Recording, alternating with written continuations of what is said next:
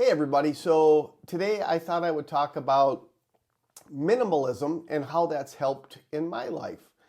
My wife has been a minimalist as far back as I can remember, and I'm the person that goes down rabbit holes and collects things and ends up filling up my office or whatever room I'm in with lots of things that don't get used. And all these things take up space, not only physical space around my house, but also mental space.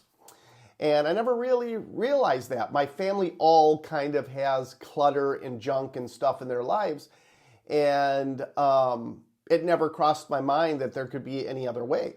So my wife and I she got me on board with this minimalistic lifestyle a couple years back, and it's grown into something much bigger in my life. And even recently, I've downsized.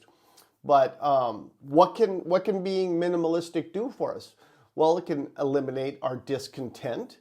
That's one of the things. It can reclaim our time. It can help us live in the moment. It can give us the time to pursue other passions that we have as well.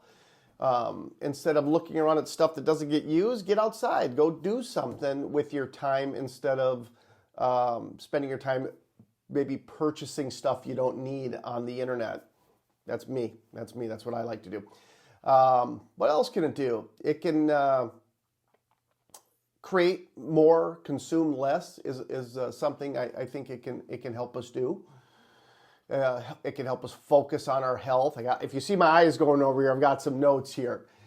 And discover purpose in our lives. So what are some of the things I've done recently, that is? So I don't know if you've been watching my videos, but I went down a rabbit hole of collecting some cassette tapes. And I was going on the internet and buying everything I don't need because I've got Apple Music on my phone and don't need cassette tapes. But that's that nostalgia thing that I've talked about in the past. It makes me feel good to hold it, to open it up, take out the little paper that's in there, unroll it, and then read the lyrics and things like that, and kind of just touch and feel and smell. Even the old cassette tape papers and things, they have a certain smell. But I've downsized those. So I kept the ones that I think I'll actually use and got rid of the ones I don't think I'll ever get to using. And I don't know if you guys noticed this, but I used to have a little box over here with my watches. And I've collected watches for a while. And if you've read my book, you'll see it's been a part of my life, watch collecting and tinkering with them and things like that. But I have lots of watches that I don't even look at them.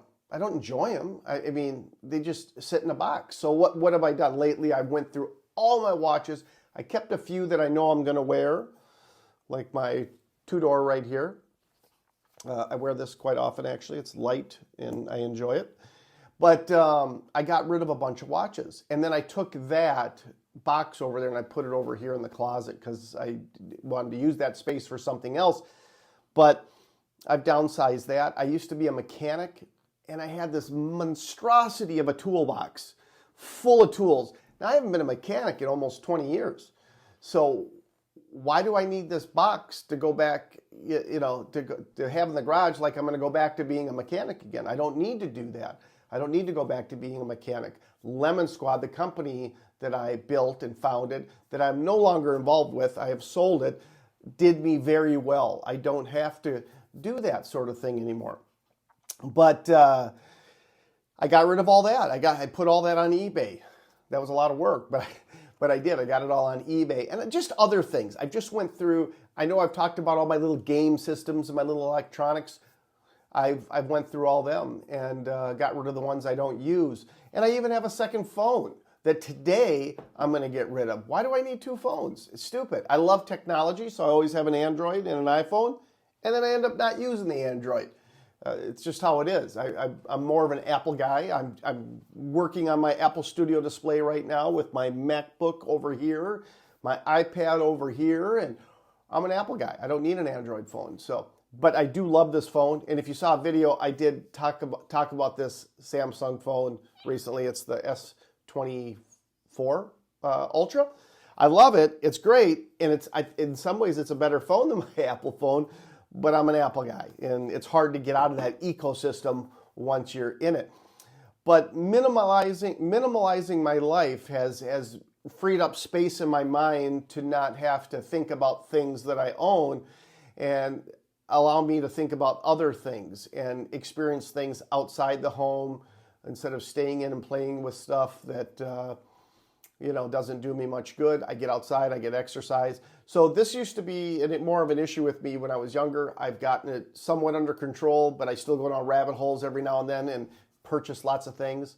I even had a comic book collection that was amazing, but I never enjoyed it. So I sold those all on eBay and did pretty well because some of them were pretty collectible.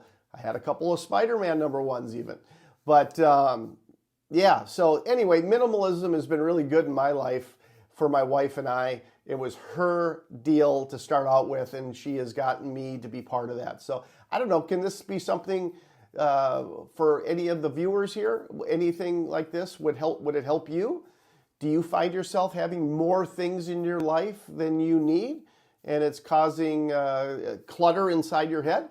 Anyway, just kind of rambling on here about minimalistic stuff like that. I hope you're all having a great Wednesday, and we'll talk to you all on the next video. Please hit the subscribe button and the notification button down below, and I'm going to keep pumping these out because I don't have much else to do these days. I'm semi-retired or fully retired. I don't even know now. This has kind of turned into my job a little bit, and I'm really loving it, and I love interacting with you guys.